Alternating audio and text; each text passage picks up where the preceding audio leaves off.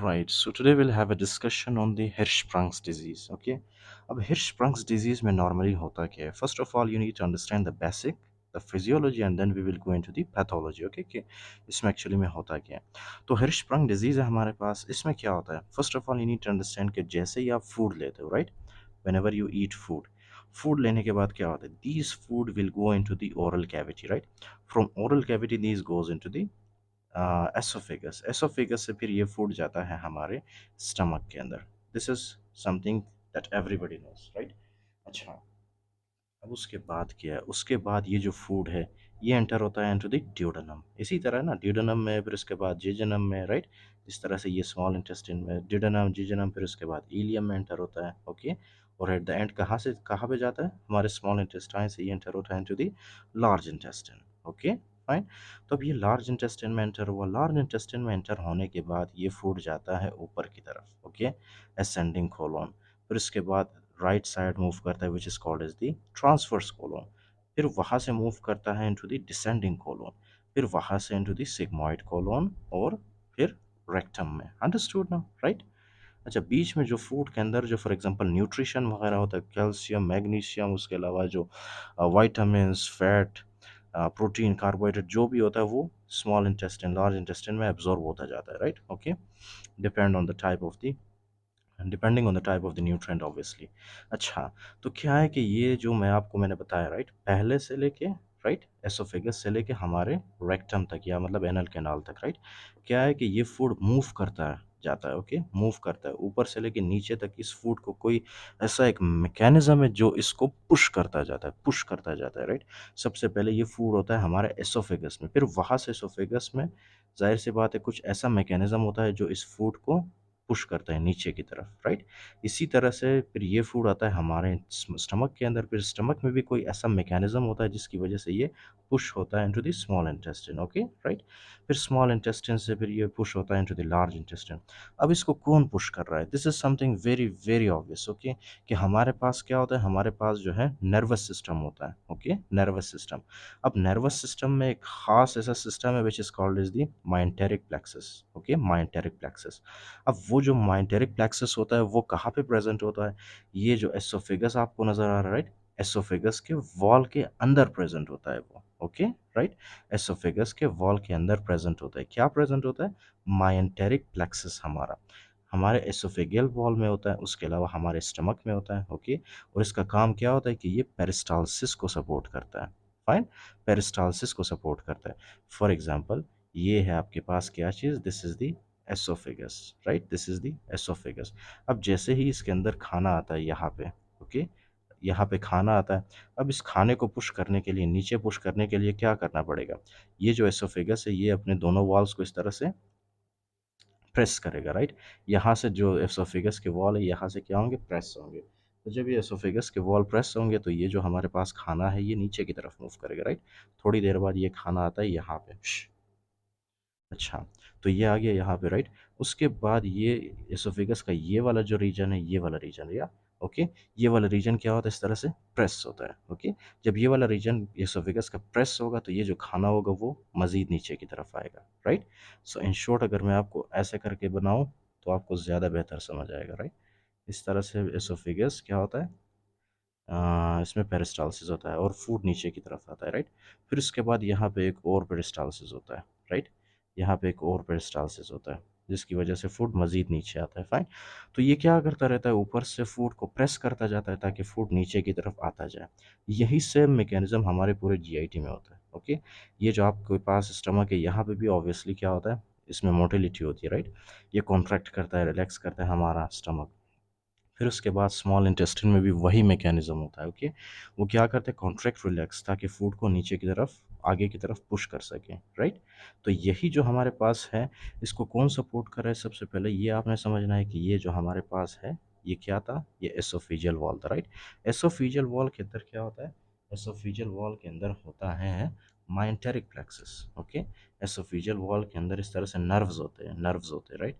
इस तरह से नर्व्स होते हैं. उन नर्व्स को हम क्या नाम देते हैं? उन उन नर्व्स का नाम है myenteric plexus. Okay, myenteric plexus, right?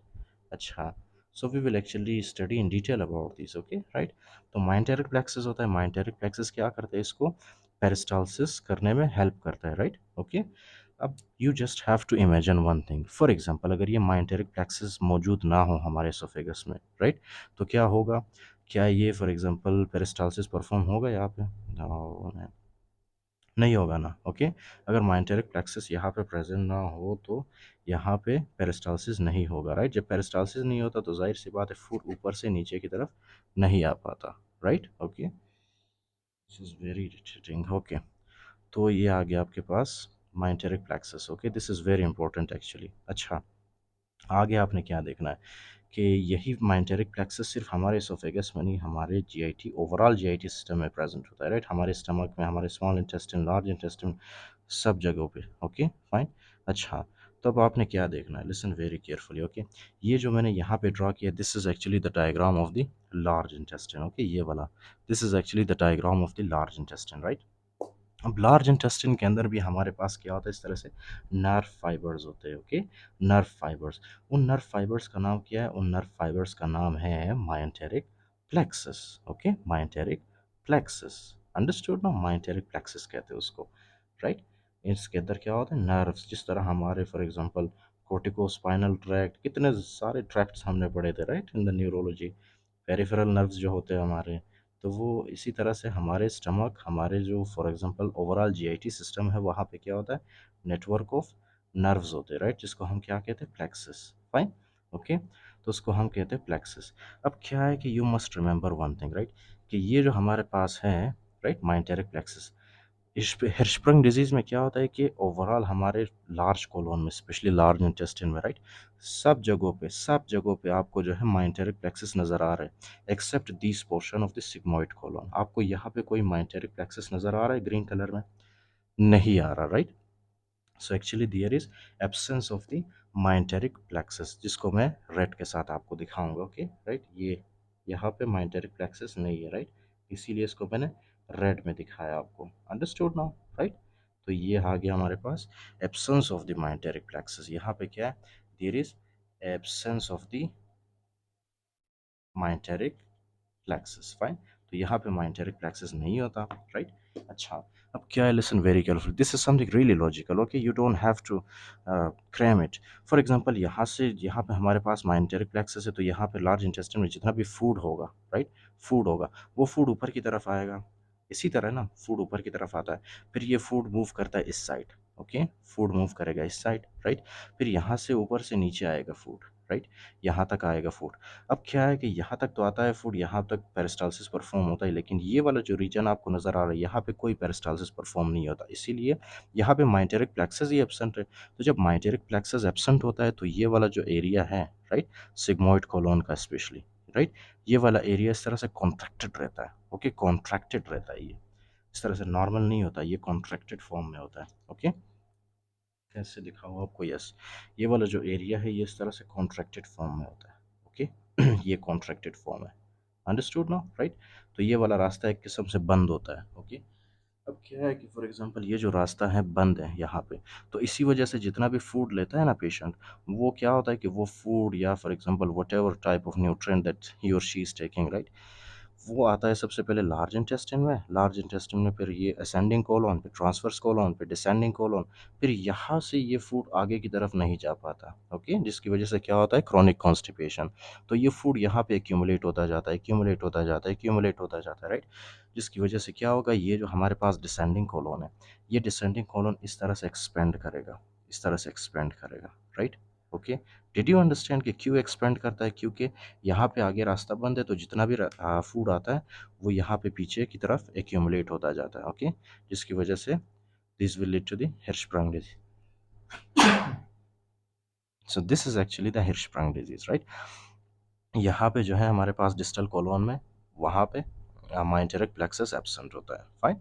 अब क्या है कि फॉर एग्जांपल इसमें जो मोस्ट इंपॉर्टेंट चीज़ आपने याद रखना है, राइट, वो क्या है कि ये जो सिग्मोइड रीजन है इसमें जो है एब्सेंस ऑफ माइंटेरिक प्लेक्सस होता है, और यहाँ पे हमारे फॉर एग्जांपल रेक्टम में यहाँ पे कुछ एरिया होता है जिसमें माइंटेरिक प्लेक्सस होता है, ओके, वो वाला एरिया प्रिजर्व होता है, अंडरस्टूड नाउ, राइट। तो अब इसमें जो फॉर एग्जांपल आप डायग्नोसिस करते हो, पेशेंट को डायग्नोस कैसे करते हो, you must remember one thing, okay. Normally जो फॉर एग्जांपल फीटस आता है, सॉरी, फीटस नहीं, न्यूनेट या इन्फेंट आता है आपके पास, राइट, उस इन्फेंट को जो है विद इन 24 to 48 आवर्स अपना मेकोनियम उसने पास करना ही करना होता है। ओके, मेकोनियम क्या है? Meconium actually this is the first stool of the baby. Okay, meconium, right? ये क्या होता है? meconium is the first stool of the baby, right? So within 24 to 48 hour एक बेबी को अपना meconium पास करना ही होता है, right? Okay, he or she has to pass the meconium within before the 48 hours, right? अगर ये 48 आवर्स से ज़्यादा लग जाए उसको, सो वो हमें इंडिकेट करता है कि मे बी पेशेंट को हिर्शस्प्रंग डिजीज़ है। Okay, fine. एक तो ये आ गया आपके पास, राइट? उसके अलावा क्या है? उसके अलावा है हमारे पास एक test which is called as the digital rectal examination, right? DRE। तो इसमें क्या करते हैं? इसमें जो है for example there is a baby, तो सर्जन क्या करता है या तो फिर डॉक्टर, राइट? वो फॉर एग्जांपल अपने एक उंगली के साथ, राइट, यहाँ पे, राइट, अपना एक उंगली यहाँ पे जो है इंसर्ट करता है, ओके, पेनिट्रेट करता है। और जब उसकी उंगली फॉर एग्जांपल यहाँ तक पहुँचती है, राइट, सिग्मोइड कॉलोन तक, तो एकदम से ये वाला जो रास्ता बंद था, ये रास्ता उंगली की वजह से खुल जाता है।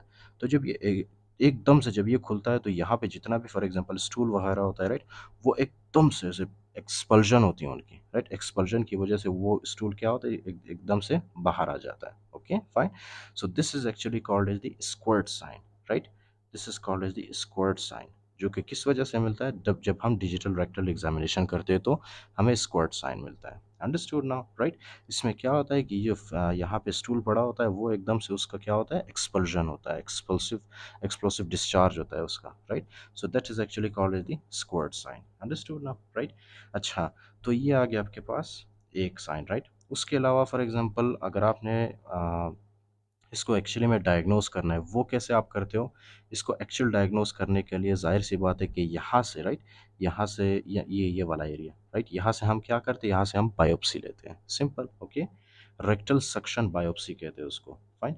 रेक्टल सक्शन बायोप्सी यहाँ पे लिख देता हूँ आपके लिए। वैसे वैसे this is also mentioned in your book. Okay, हम इसको कहते हैं rectal suction biopsy, rectal suction biopsy, right? अब इसको रेक्टल सक्शन बायोप्सी क्यों कहते हैं? I will explain in the next lecture. क्यों? क्योंकि हमारे पास म्यूकोजा, सब म्यूकोजा, उसके अलावा जो है स्मूथ मसल्स और सिरोजा होता है, right? So I will explain the next lecture कि रेक्टल सक्शन बायोप्सी क्यों कहते हैं इसको, फाइन। यहाँ तक तो आपको समझ आ गया होगा, राइट? और ये आपने याद रखना है कि यहाँ से जो सिग्मोइड कॉलोन का एरिया है, यहाँ पे माइंटेरिक प्लेक्सस एब्सेंट होता है, और आगे की तरफ जो है हमारा माइंटेरिक प्लेक्सस फॉर एग्जांपल यहाँ पे इंटैक्ट होता है, ये वाला एरिया, राइट? तो ट्रीटमेंट में हम लोग क्या करते हैं? हम इसको लेके जाते हैं पेशेंट को सर्जन के पास। सर्जन क्या करता है? सर्जन जो है सिर्फ ये वाला जो एरिया होता है जो कि अफेक्टेड होता है माइंटेरिक प्लेक्सस का, जो कि काम नहीं कर रहा, ओके, राइट, इस एरिया को क्या करता है सर्जन? इस एरिया को सर्जरी के थ्रू बाहर निकालता है, ओके।